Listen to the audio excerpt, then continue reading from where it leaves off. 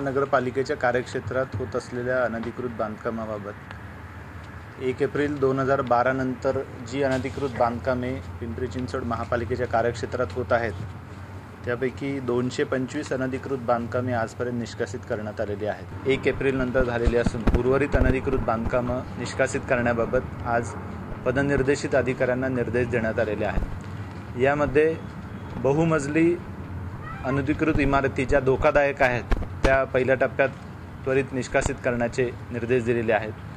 त्याचबरोबर ज्या इमारती त्यानंतर बहुमजली आणि अनधिकृत स्वरूपाच्या आहेत त्या निष्कासित केल्या जातील आणि नंतर उर्वरित अनधिकृत बांधकामं निष्कासित केली जातील. यासोबतच सर्वच अनधिकृत बांधकामं जी 1 एप्रिल 2012 नंतर झालेली आहेत त्या बाबतीत गुन्हा दाखल करण्याचे निर्देश पदनिर्देशित अधिकाऱ्यांना दिलेले आहेत. दिनांक 4 एप्रिल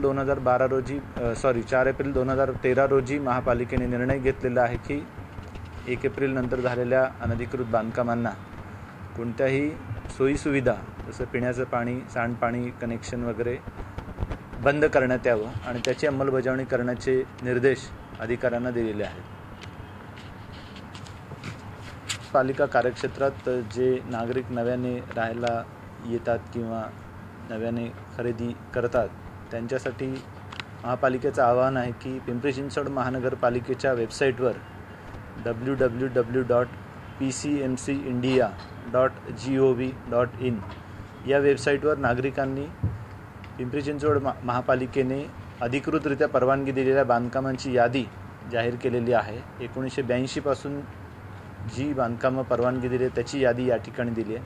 त्यामुळे या ठिकाणी खरेदी करणारा फ्लॅट किंवा ज्यांना नवीन जागा खरेदी करायची आहे त्यांच्यासाठी देखील आम्ही डेव्हलपमेंट प्लॅनमधले जी आरक्षणं आहेत त्याची यादी देखील वेबसाईटवर जाहीर केली आहे. तर ती यादी कृपया नागरिकांनी पाहावी जेणेकरून कुठल्याही व्यक्तीची फसवणूक होणार नाही आणि आपण अधिकृत बांधकाम किंवा अधिकृतच जागा खरेदी करतो आहोत याबाबत आपली खात्री पटू शकेल.